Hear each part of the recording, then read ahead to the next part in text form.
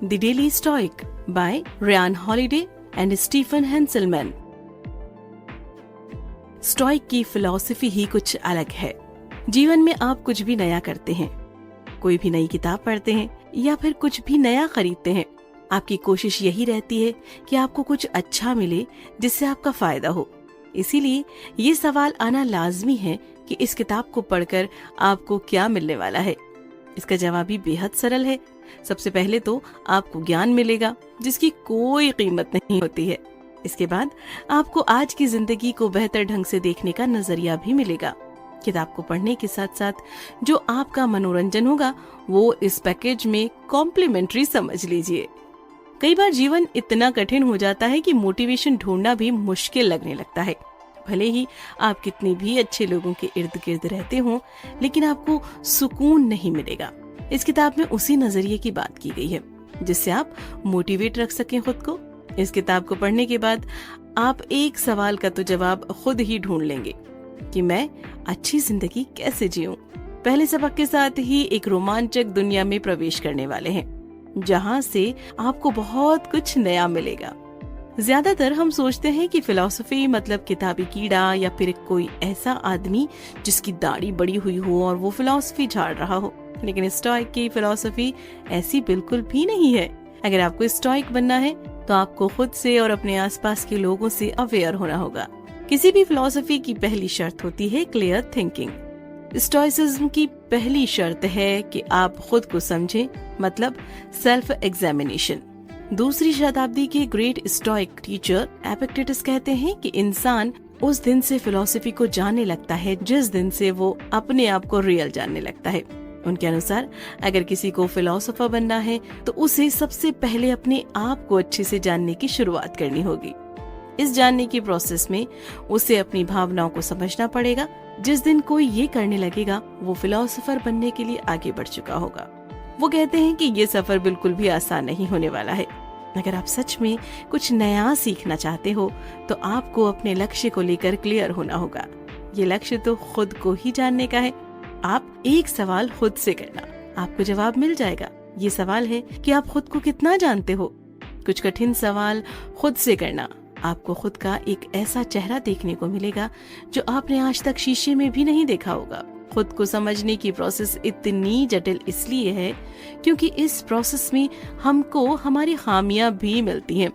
यही सबसे खास बात है इस प्रोसेस की। इस पूरी प्रक्रिया की मदद से आप खुद की कमी को खत्म करने का काम कर पाओगे। खुद के आकलन के साथ ये भी जरूरी है कि आपको ये पता रहे कि आपके आसपास कौन कौन है। आपके कैरेक्टर का उसी तरह निर्माण होता है जिस तरह के लोगों के साथ आप रहते हैं। अगर आप ऐसे लोगों के साथ रहेंगे जो आपको आगे बढ़ने में मदद करें तो निश्चित ही आप बेहतर इंसान बन जाएंगे। वहीं दूसरी सिचुएशन में इसका उलट भी हो सकता है। इसीलिए हमें हमारे पास पॉजिटिव लोग रखने चाहिए। रोमन फिलोसोफर सेनेका बोलते हैं कि हमको हमेशा अपने दिमाग में उस इंसान को रखना चाहिए जिनसे हमको प्रेरणा मिलती है। इससे हमारे कैरेक्टर की ग्रोथ भी काफी हद तक बढ़ जाती है। 18वीं सदी के इकोनॉमिस्ट एडम स्मिथ भी यही सोचते थे। उन्होंने इस प्रक्रिया का नाम भी दिया था इन डिफरेंट स्पेक्टेटर। उनके अनुसार जरूरी नहीं है कि रियल आदमी आपको सुधारे, बल्कि उसकी सोच भी आपको बेहतर इंसान बना सकती है। आसान भाषा में अगर हम खुद को और अपने आसपास के लोगों को समझ गए तो हमारे सामने तस्वीर साफ हो जाएगी। स्टोइक और क्लैरिटी ऑफ थॉट्स। आज के दौर में जब डिजिटल वर्ल्ड लगातार अपने शबाब पर बढ़ता जा रहा है, इसलिए इस समय लोगों के लिए फोकस बनाना काफी मुश्किल हो गया है। चारों तरफ डिस्ट्रैक्शन है। अब यहाँ मायने ये रखता है कि आप अपने आप को मोटिव कैसे करते हैं। अब फोकस कैसे बनाना है, इसके कई तरीके हो सकते हैं। उदाहरण के तौर पर हम याद करते हैं बिल बेलिचिक को। ये एक दौर में अमेरिकन फुटबॉल टीम के न्यू इंग्लैंड पेट्रियट के कोच हुआ करते थे। इन्होंने एक नया तरीका अपनाया था जिससे इनकी टीम के प्लेयर फोकस रहें और खेल की तरफ ध्यान दें। कोच एक सिंपल लाइन प्लेयर से बोलते थे कि डू योर जॉब। ये तरीका था उनका प्लेयर को हैंडल करने का। अब हम एक और किस्सा याद करते हैं। यह किस्सा है रोमन एम्परर का। स्टोइसिज्म के अनुसार हर टास्क को हमें ऐसे करना चाहिए कि जैसे ये हमारा आखिरी टास्क हो। अगर हम अपनी जिंदगी में ये रूल फॉलो करते हैं तो कुछ और ही रिजल्ट देखने को मिलेगा। मार्कस ऑरेलियस की भी सलाह आप मान सकते हैं। उनके हिसाब से अगर आपके लिए फोकस करना इतना मुश्किल हो रहा है तो आप खुद का भी एक स्लोगन बना सकते हैं, जैसे कि ये काम मेरे सिवा कोई नहीं कर सकता है। या फिर आप सोच सकते हैं कि कहाँ पड़े हो चक्कर में, कोई नहीं है टक्कर में। कुछ ऐसा भी जो आपको मोटिवेट करके रखे। अपने मोटिवेशन के लिए याद रखिएगा आपका लक्ष्य क्या है। अपने लक्ष्य को आपको नहीं भूलना है, क्योंकि जैसा भी रास्ता आप तैयार करोगे आपकी मंजिल भी कुछ वैसी ही बनेगी। एक और तरीका है अपने आप को फोकस रखने का, लेकिन उससे पहले आप ये देखिए कि क्या ऊपर के 3 तरीके आपके लिए सही नहीं है। अगर नहीं है तो आप इस तरीके की तरफ बढ़िए। ये तरीका क्या है?